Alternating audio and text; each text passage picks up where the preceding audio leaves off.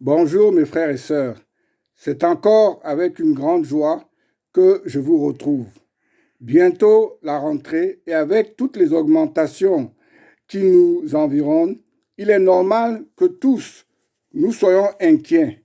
Mais mes frères et sœurs, nous ne devons jamais oublier que nous servons Jéhovah Jireh, le Dieu qui pourvoit en toute occasion, en toute opportunité.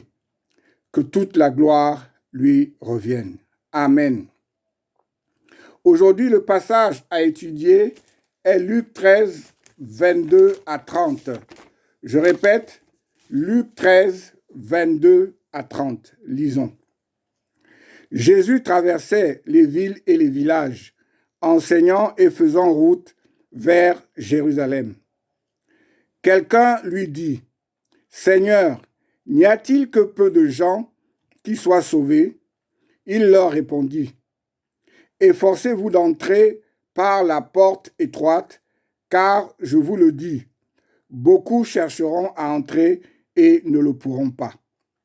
Quand le maître de la maison se sera levé et aura fermé la porte, et que vous, étant dehors, vous commencerez à frapper à la porte en disant, « Seigneur, Seigneur, ouvre-nous. » Il vous répondra, « Je ne sais d'où vous êtes. » Alors vous vous mettrez à dire, « Nous avons mangé et bu devant toi, et tu as enseigné dans nos rues. » Et il répondra, « Je vous le dis, je ne sais d'où vous êtes. Retirez-vous de moi, vous tous, ouvriers d'iniquité. » C'est là qu'il y aura des pleurs et des grincements de dents, quand vous verrez Abraham, Isaac et Jacob, et tous les prophètes dans le royaume de Dieu, et que vous serez jetés dehors. Il en viendra de l'Orient et de l'Occident, du Nord et du Midi, et ils se mettront à table dans le royaume de Dieu. Et voici, il y en a des derniers qui seront les premiers, et des premiers qui seront les derniers. Amen, amen, amen. Prions. Oui, Éternel notre Dieu, la porte est étroite, mais tu n'as jamais empêché qui que ce soit de la prendre. Je dirais même, tu as envoyé ton Fils unique pour qu'il puisse vraiment nous permettre de passer au travers de cette porte et que tous ensemble, nous puissions retrouver la relation, la connexion que nous avons avec toi. Ouvre mon esprit et permets-moi vraiment de comprendre et de faire comprendre aussi à mes frères et sœurs ce que tu veux nous dire en ce jour. En Jésus-Christ seul, j'ai prié. Amen. Frères et sœurs, avant d'attaquer le passage, on va dire quelques mots concernant l'évangéliste Luc. Luc est la seule personne qui a écrit dans la Bible qui ne soit pas hébreu. Luc était grec, donc païen, et était converti. On ne sait pas si c'est Paul qui l'a converti ou pas, mais ce qu'on sait, c'est qu'il était vraiment le médecin personnel de Paul.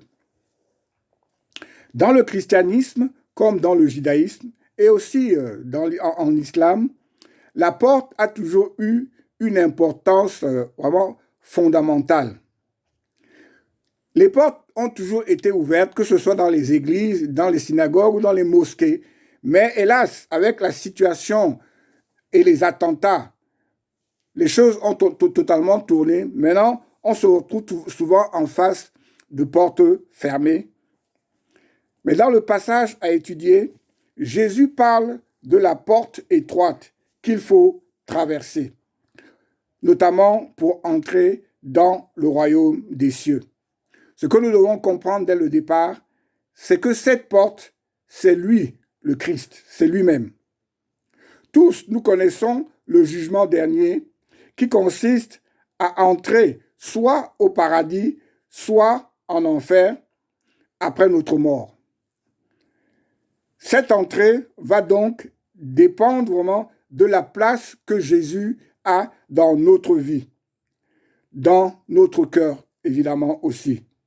Nous devons bien comprendre, mes frères et sœurs, que notre place à côté de Jésus ne dépend pas de ce que nous affirmons haut et fort, être dans nos églises ou ailleurs, mais dépend des actes que nous faisons et qui doivent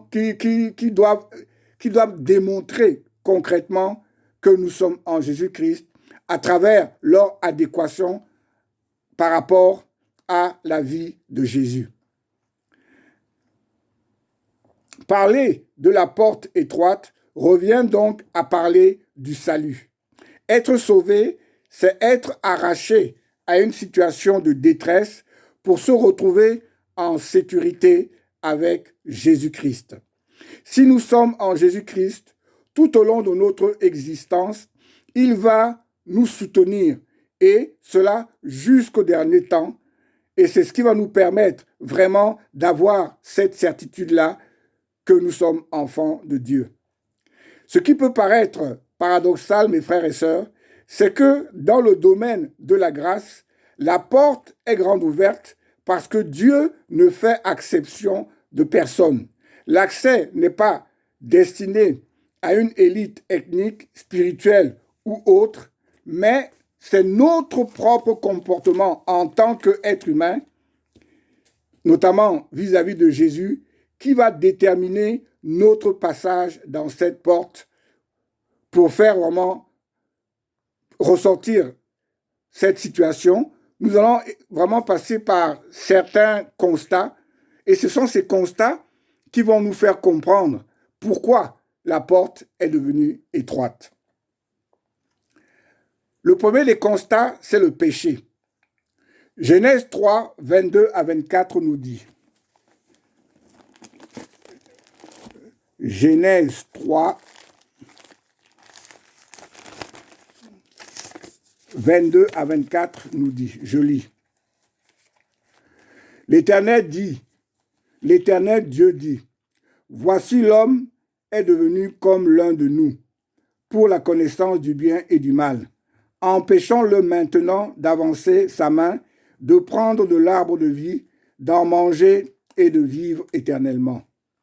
Et l'Éternel Dieu le chassa du jardin d'Éden pour qu'il cultivât la terre d'où il avait été pris. C'est ainsi qu'il chassa Adam et il mit à l'orient du jardin d'Éden les chérubins qui agitent une épée flamboyante pour garder le chemin de l'arbre de vie. Pour garder le chemin de l'arbre de vie. L'Éternel notre Dieu, dès le début, avait laissé à l'homme toute la latitude. Il n'y avait pas de porte étroite dans la mesure où il n'y avait pas de porte du tout. Le chemin du paradis était ouvert, mais le péché d'Adam et Ève, leur volonté d'être les égaux de Dieu, a fait que, par punition, Dieu les a jetés dehors. Romains 3, 23 nous dit, « Car tous ont péché et sont privés de la gloire de Dieu. » Et sont privés de la gloire de Dieu. Amen. L'acte d'Adam et Ève nous a fermé totalement la porte du paradis parce que vraiment, à travers la chair, les pensées et les actes, nous sommes pécheurs parce que le péché nous habite totalement et nous empêche donc d'avoir accès à Dieu. Mais, mes frères et sœurs, face à cette terrible situation, Adam et Ève hier, comme nous aussi aujourd'hui, tous nous ressentons concrètement cet éloignement avec Dieu. Mais ce qui est le plus important, mes frères et sœurs, c'est que les plans de Dieu concernant l'homme ne se sont pas arrêtés à Adam et Ève. Face à cet échec-là, Dieu est passé par un autre chemin pour que, par sa grâce seule, nous puissions être vraiment en connexion avec lui. Lisons Genèse 17, 1 à 7. Genèse 17, 1 à 7. Lorsque Abraham fut âgé de 99 ans, l'Éternel apparut à Abraham et lui dit, « Je suis le Dieu Tout-Puissant. Marche devant ma face et sois intègre. J'établirai mon alliance entre moi et toi, et je te multiplierai à l'infini. » Abraham tomba sur sa face, et Dieu lui parla en disant, « Voici mon alliance que je fais avec toi. Tu deviendras père d'une multitude de nations. On ne t'appellera plus Abraham, mais ton nom sera Abraham, car je te rends père d'une multitude de nations. Je te rendrai fécond à l'infini.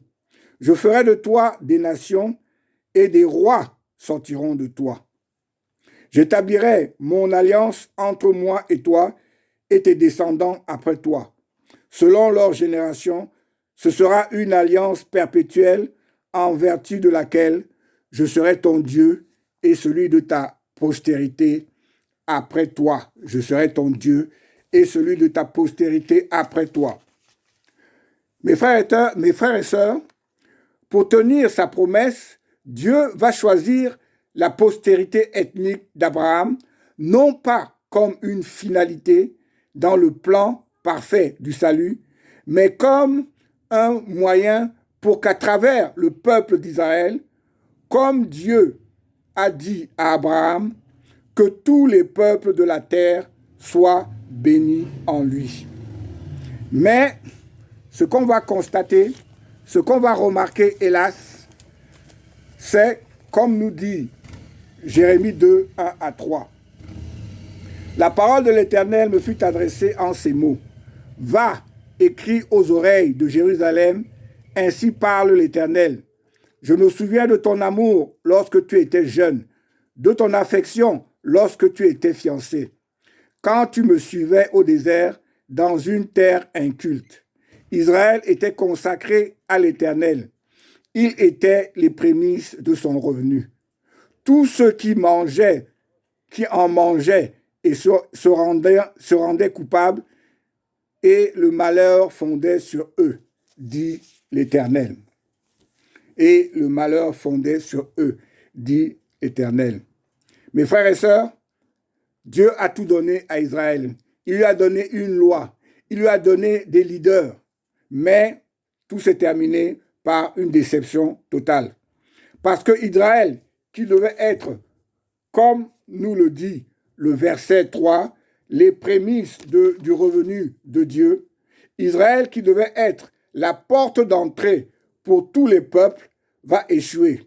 Et l'échec de ce peuple va donc entraîner l'étroitesse de la porte.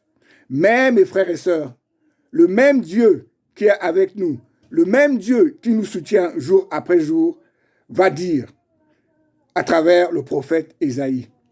Ésaïe 25, 6. L'Éternel des armées prépare à tous les peuples sur cette montagne un festin de mets succulents, un festin de vin vieux, de mets succulents pleins de moelle, de vin vieux clarifié. Et de l'autre côté, le prophète Jérémie lui va dire, en Jérémie 31, 33, « Mais voici l'alliance que je ferai avec la maison d'Israël. Après ces jours-là, dit l'Éternel, je mettrai ma loi au-dedans d'eux. Je l'écrirai dans leur cœur et je serai leur Dieu et ils seront mon peuple. » Amen. Le salut, désormais, à travers ces prophéties, va passer de l'ensemble du peuple d'Israël à l'ensemble des nations, et la loi va passer d'une loi écrite donc sur des tables de pierre à une loi écrite dans notre cœur, à une loi donc qui devient individuelle. Et cette loi va vraiment préparer l'arrivée d'un nouveau contrat, l'arrivée d'un nouveau comportement, l'arrivée d'une nouvelle alliance. Romains 9, 27 nous dit, Ésaïe de son côté s'écrie au sujet d'Israël. Quand le nombre des fils d'Israël serait comme le sable de la mer, un reste seulement sera sauvé. Amen. C'est pour cela, mes frères et sœurs, que Jésus-Christ est la jonction entre l'ancienne et la nouvelle alliance. Il est ceci pourquoi? Parce qu'il est le dernier représentant des fils d'Israël qui vraiment a obéi à Dieu. Et il est aussi le premier représentant de la nouvelle alliance parce qu'il est le Fils de Dieu, parce qu'il a été obéissant jusqu'à la mort. Il peut donc efficacement nous sauver, efficacement nous ouvrir la porte du paradis. Éphésiens 2:8 nous dit, « Car c'est par la grâce de Dieu que vous êtes sauvés, par le moyen de la foi. Et cela ne vient pas de vous, c'est le don de Dieu. Ce n'est pas par les œuvres, afin que personne ne se glorifie, car nous sommes son ouvrage, ayant été créés en Jésus-Christ pour de bonnes œuvres que Dieu a préparées d'avance afin que nous les pratiquions. » La porte pour entrer au ciel, comme le dit Jésus, est étroite. Elle est étroite non pas parce que Jésus veut limiter l'entrée, mais parce que les hommes ne veulent pas accepter les conditions vraiment qui sont posées et qui sont claires. Le verset 25 nous dit, « Alors vous vous mettrez à dire, nous avons mangé et bu devant toi, et tu as enseigné dans nos rues. » Amen. Chers frères et sœurs, manger et boire avec Jésus, même être enseigné par lui, n'est pas une garantie pour être sauvé, pour vraiment avoir l'opportunité d'être en sa présence. Pour être sauvé, il faut que la nourriture spirituelle que Jésus nous donne à travers son enseignement nous transforme et fasse de nous de nouvelles créatures. Il faut que, comme le dit le passage d'Éphésiens 2:8-10, que nous comprenions que seule la grâce de Dieu nous sauve. Ce ne sont pas vraiment nos efforts, et en cela, vraiment, le christianisme est la seule religion qui soit basée non sur les œuvres, mais sur la foi. Mais mes frères et sœurs, les œuvres que nous allons automatiquement réaliser, c'est Dieu qui va les préparer, non pas pour que nous soyons sauvés par elles, non pas pour que ces œuvres-là nous ouvrent la porte, mais pour être des témoins fidèles de Jésus-Christ, pour être des personnes qui, à travers leur vie, à travers leur témoignage, montrent à tout un chacun que Jésus-Christ et Jésus-Christ seul est vraiment leur... est vraiment qu'ils sont les imitateurs donc de Jésus-Christ. Et pour cela, la repentance est fondamentale. C'est elle qui nous fait vraiment reconnaître et accepter que nous sommes pécheurs et que seul Jésus-Christ peut nous sauver.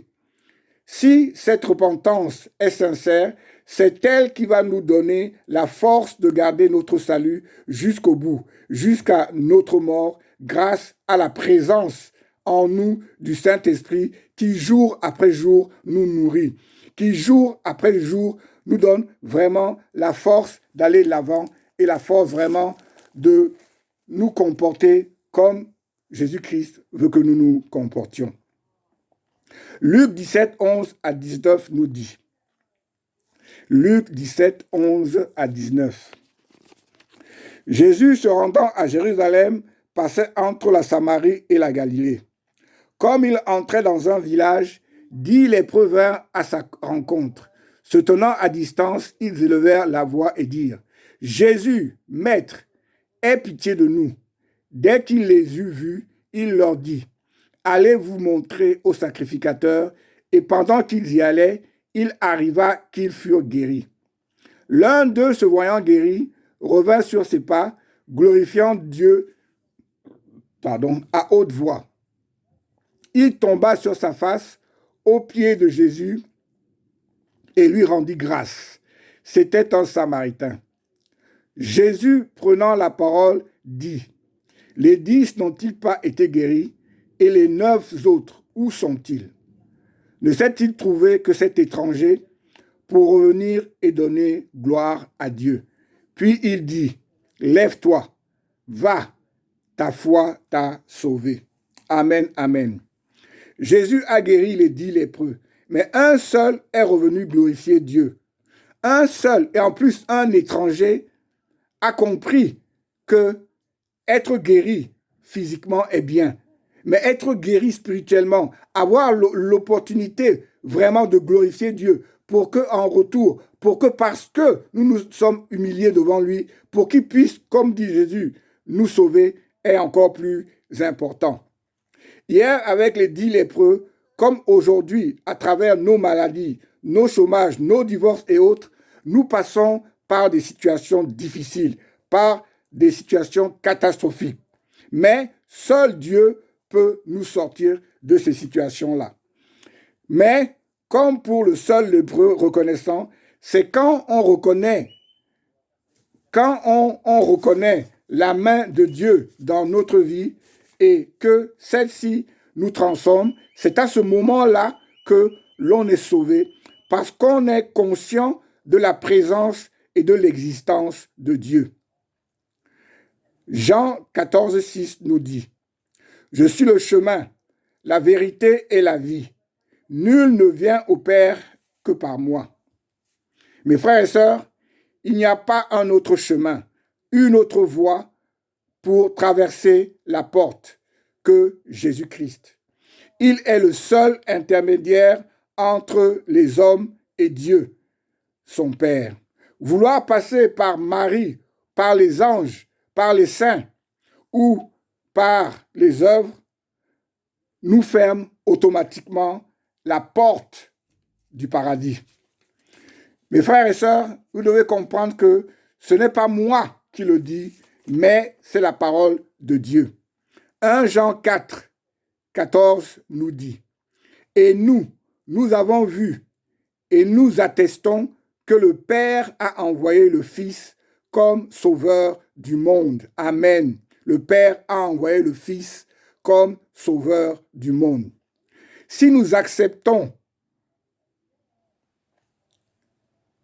ces choses-là, nous pouvons passer par cette porte. Mais si pour une raison ou pour une autre, nous ne les acceptons pas, comme nous dit le verset 28a, c'est là qu'il y aura des pleurs et des grincements de dents. Mes frères et sœurs, en conclusion, le verset 30 nous dit, « Et voici, il y en a des derniers qui seront les premiers et des premiers qui seront les derniers. » Quand Jésus prononçait ces mots, bien évidemment, il pensait d'abord à tous ces Juifs qui, au lieu d'accepter sa loi par orgueil, par esprit de supériorité, vont le refuser. Ils étaient les premiers parce que Dieu leur avait donné la loi de Moïse. Mais avec leur rejet de la loi de Jésus, ils sont devenus les derniers. Romains 9, 25 nous dit, « Selon qu'il le dit dans Osée, j'appellerai mon peuple celui qui n'était pas mon peuple, et bien-aimé celle qui n'était pas la bien-aimée. » Amen. Nous, les païens, parce que Jésus nous a touchés, nous qui étions les derniers, par la foi en lui et la grâce en lui, nous sommes devenus les premiers. Vraiment, que toute la gloire lui revienne à lui et à lui seul pour des siècles et des siècles. Amen. Prions. Mes frères et sœurs, nous nous tournons tous vers notre Seigneur au Sauveur, parce que c'est en lui et pour lui que tout va se faire. Apocalypse 3:20 nous dit, « Voici, je me tiens à la porte et je frappe. Si quelqu'un entend ma voix et ouvre la porte, j'entrerai chez lui. Je souperai avec lui et lui avec moi. » Mes frères et sœurs, la porte est étroite, non pas parce que Jésus veut qu'elle soit étroite. Elle est étroite Parce que le message de l'Évangile, depuis plus de 2000 ans, est propagé. Mais c'est une minorité. Mais ça ne doit pas nous empêcher de persévérer. Ça ne doit pas nous empêcher de ne pas nous arrêter à nous. Mais nous devons persévérer. Nous devons vraiment présenter Jésus-Christ, faire comprendre à tout un chacun qu'il est le chemin, qu'il est la porte et qu'il a fait tout à travers sa mort et sa résurrection pour que nous soyons en connexion avec Dieu. Frères et sœurs, ne baissons pas les bras. Continuons déjà dans notre propre vie, quelles que soient les épreuves, quelles que soient les difficultés qui sont devant nous. Persévérons. Ayons les yeux fixés à l'horizon sur Jésus-Christ, parce que c'est lui notre porte. C'est lui qui, jour après jour, nous permet d'aller de l'avant dans toutes choses.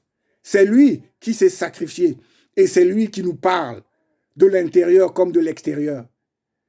C'est pour ça, mes frères et sœurs, il nous a dit, allez et faites de toutes les nations des disciples, les baptisant au nom du Père, du Fils et du Saint-Esprit. Ne baissons pas les bras, continuons et nous allons voir la gloire s'accomplir. J'ai prié en Jésus et en Jésus-Christ seul. Amen.